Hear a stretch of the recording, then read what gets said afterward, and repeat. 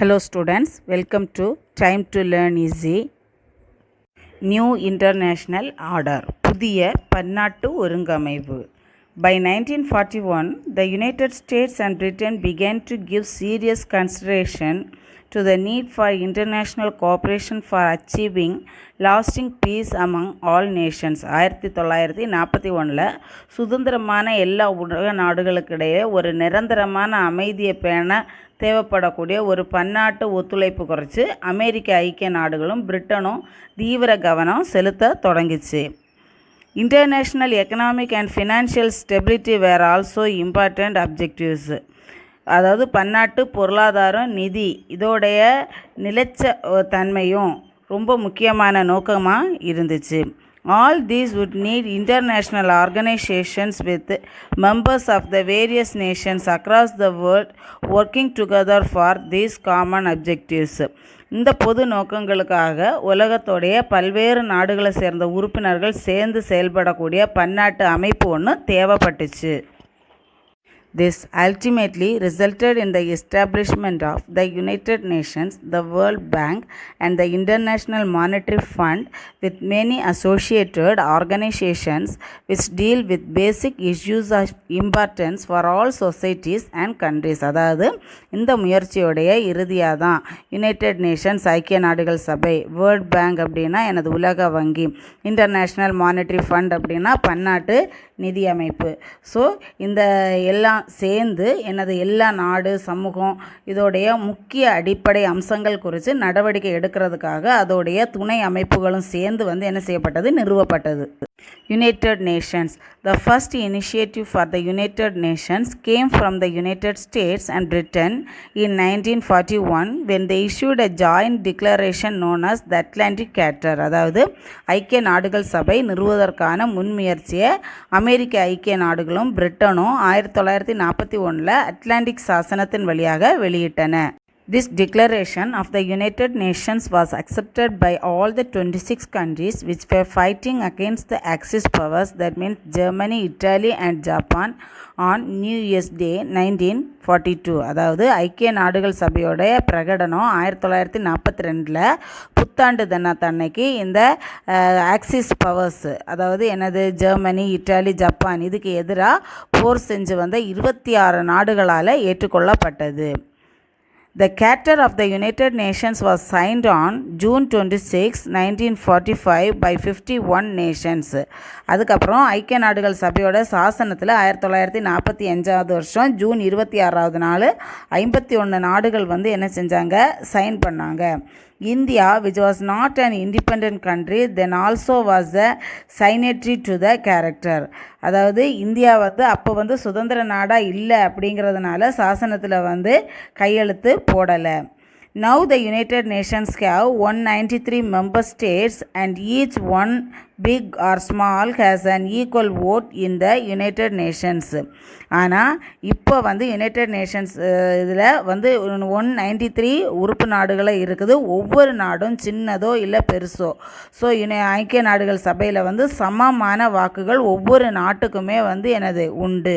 இந்தியாவுக்குமே ஓட்டு போடுற உரிமை இருக்குது. இப்போ நம்ம பார்க்க போகிறது என்னென்னா, யுனைடெட் நேஷன்ஸ் ஆர்கனைசேஷன் அதோடைய முகவுரை, அதாவது பிரியம்பிளில் இருக்கக்கூடியது என்ன. We the peoples of the United Nations, determined to save succeeding generations from scourge of war, which twice in our lifetime has brought untold sorrow to mankind, and to reaffirm faith in fundamental human rights, in the dignity and worth of the human person, in the equal rights of men and women, and of nations large and small. From the preamble to the United Nations. பாரு தமிழில் என்னன்னு பாரு. ஐக்கிய நாடுகள் சபையோட மக்களாகிய நாங்கள் எதிர்கால சந்ததியினரை போரின் துயரங்களிலிருந்து காப்போம் என உறுதி கூறுகிறோம். அது நம்முடைய வாழ்நாளில் இருமுறை மனித குலத்துக்கு சொல்ல முடியாத துயரங்களை கொண்டு வந்துள்ளது.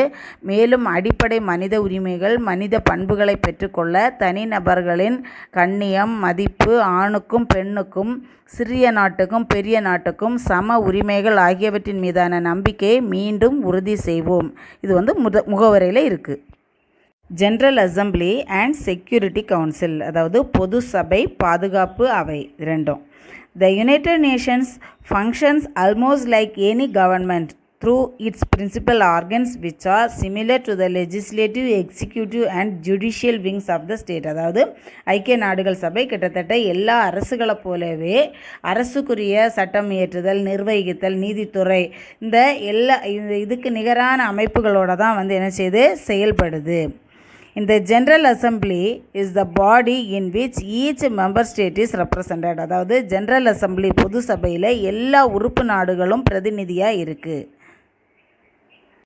It meets once a year and issues of interest and points of conflict are discussed in the assembly. அதாவது இது வருஷத்துக்கு ஒரு முறை தான் கூடுது. இதில் வந்து நாடுகள் நலன் சார்ந்த அம்சங்களும் சரி, முரண்பாடுகளுக்கான காரணங்களும் சேர்ந்து விவாதிக்கப்படுது.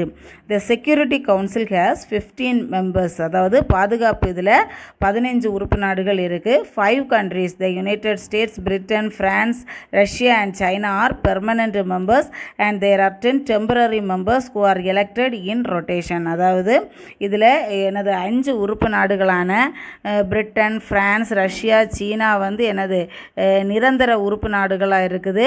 அடுத்தது எனது மற்ற 10 உறுப்பினர்கள் வந்து சுழற்சி முறையில் வந்து என்ன செய்வாங்க, தேர்ந்தெடுக்கப்படுவாங்க, temporary members. This 2 bodies function like a legislator. இந்த 2 அமைப்புகளும் ஒரு சட்டமன்றத்தை போலேயே தான் வந்து என்ன செய்து செயல்பட்டு இருக்கு. Each of the permanent members has the right to veto any decision by the other members of the Security Council. அதாவது ஒவ்வொரு நிரந்தர உறுப்பினருக்கும் மறுப்பாணை அதிகாரம், அதாவது நெகட்டிவ் ஓட போடக்கூடிய உரிமை உண்டு. அதாவது எடுக்கிற எந்த முடிவையும் என்ன செய்யலாம், இது மூலமாக தடுத்துடலாம். This right has often been used to block major decisions especially by the superpowers the US and Russia. அதாவது இந்த அதிகாரம் வல்லரசுகளாக குறிப்பாக வந்து அமெரிக்கா, ரஷ்யா இவங்களுடைய முக்கிய முடிவுகளை வந்து தடுக்கிறதுக்காக வந்து என்ன செய்யப்படுது, பயன்படுத்தப்படுது. Major issues and conflicts are discussed in the security council. அதாவது மிக முக்கியமான அம்சங்களும் முரண்பாடுகளும் இந்த செக்யூரிட்டி கவுன்சில்னா எனது பாதுகாப்பு சபை, இங்கே வந்து இந்த பாதுகாப்பு சபையில் விவாதிக்கிறாங்க.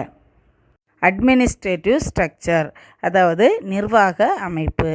The executive wing of the United Nations is the UN Secretariat. அதாவது எக்ஸிக்யூட்டிவ் விங் அப்படின்னா எனது செயல்பாட்டு அங்கமாக திகழக்கூடியது. யுனைடெட் நேஷன்ஸோடைய செயல்பாட்டு அங்கமாக திகழக்கூடியது வந்து செக்ரட்டரியேட்னா செயலகம். It is headed by the secretary general.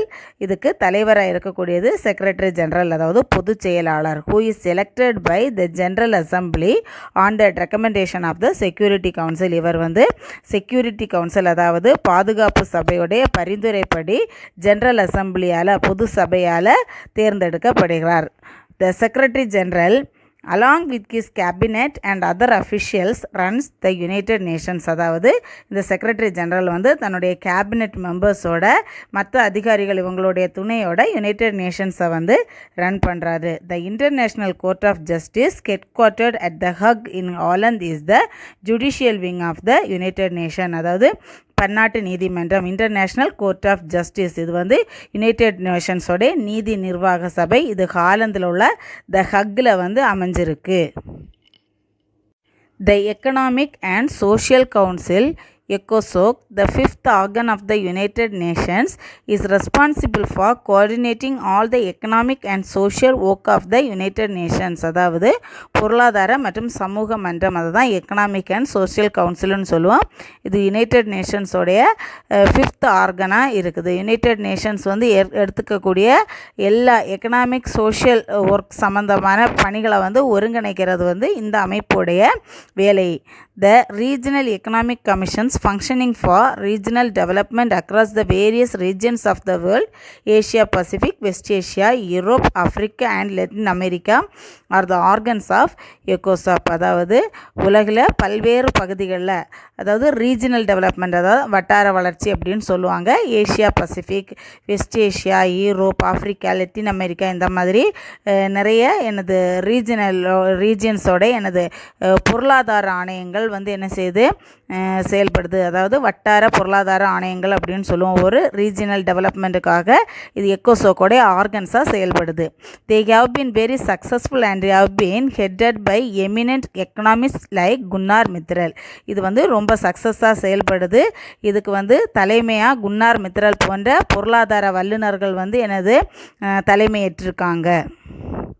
Other important organs of the united நேஷன்ஸோட மற்ற முக்கியமான உறுப்புகள் என்னென்ன? Associated organizations deal with areas of critical interest to the world at large like food, health and education and culture. அதாவது United நேஷன்ஸோடைய துணை அமைப்புகள் உலகில் ரொம்ப முக்கியமாக அக்கறை செலுத்தக்கூடிய துறைகளான உணவு, சுகாதாரம், கல்வி, பண்பாடு இந்த மாதிரி களங்களில் செயல்படுது. These are food and agricultural organisation, FAO. நம்ம கேள்விப்பட்டிருப்போம் இல்லையா? FAOனா உணவு மற்றும் வேளாண்மை அமைப்பு அப்படின்னு சொல்லுவோம். வேர்ல்டு ஹெல்த் ஆர்கனைசேஷன் அடிக்கடி கேள்விப்படுற வேர்ட் அப்படிதானே, WHO, அதாவது உலக சுகாதார மையம்.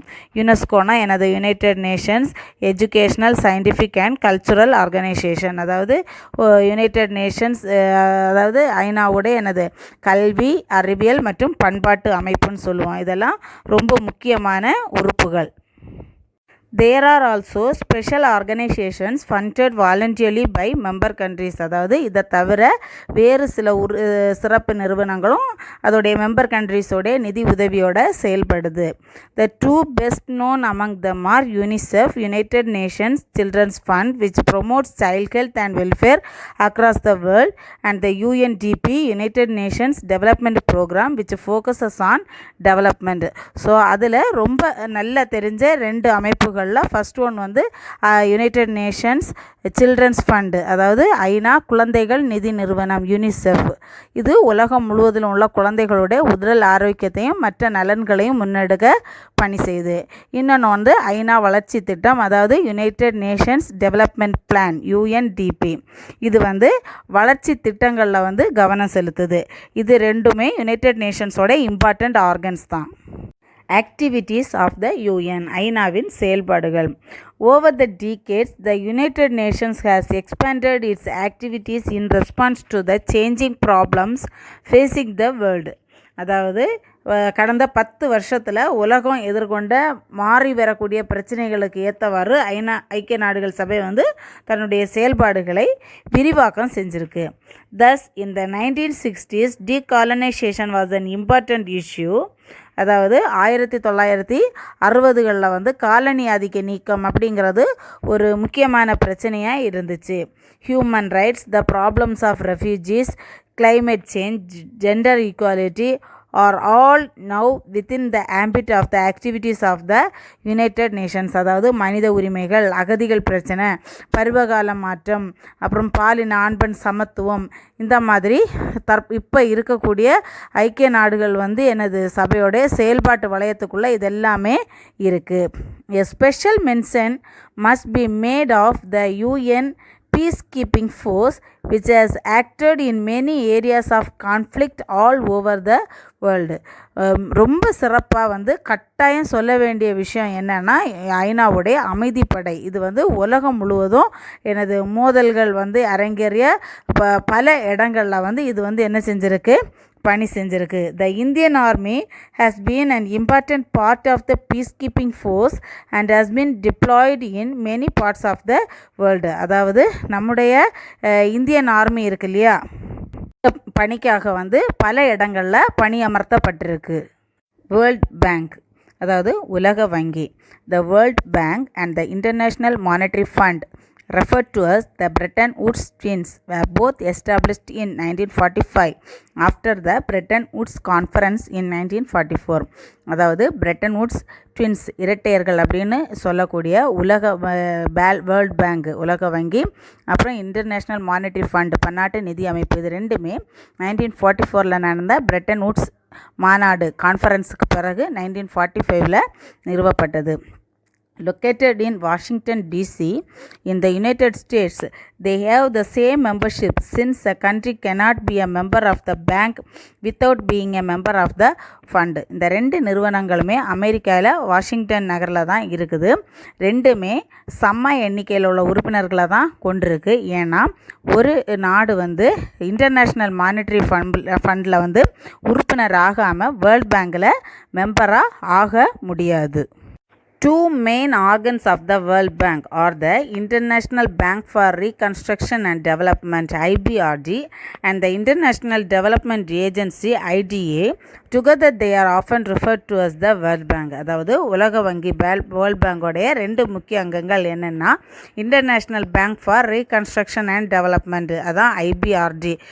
ரீகன்ஸ்ட்ரக்ஷன் அப்படின்னா புனரமைப்பு, அதான் புனரமைப்பு மற்றும் வளர்ச்சிக்கான பன்னாட்டு வங்கி. இன்னொன்று வந்து இன்டர்நேஷ்னல் டெவலப்மெண்ட் ஏஜென்சி, அதாவது பன்னாட்டு வளர்ச்சி முகமை ஐடிஏ. இந்த ரெண்டுமே வேர்ல்ட் பேங்க் அப்படிங்கிற பேரில் தான் வந்து சொல்லப்படுது. The main responsibility of the IBRD in the initial years was to fund the reconstruction activities under the Marshall plan in the European countries devastated by the war.